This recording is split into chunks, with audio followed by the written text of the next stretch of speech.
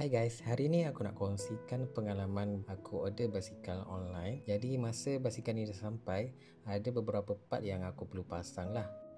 Contohnya bahagian handle, bahagian tayar, bahagian brake disc, bahagian wire brake disc, pelana, dia punya pengayuh, dia punya guard, dan ada beberapa part lah yang perlu kita adjust supaya dia ngam-ngam. Jadi nak pasang tu aku rasa lah untuk yang tak ada basic pasang basikal agak susah juga. Tapi korang jangan risau sebab semua tools dia dah bagi, cuma tinggal nak pasang je. Tapi aku enjoy sangat lah pasang benda ni sebab dari zaman budak-budak aku suka main basikal dan suka modified basikal ni.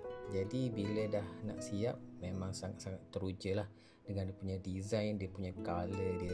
Masa anak aku dah balik tu, dia rasa surprise lah sebab basikal dia dah sampai.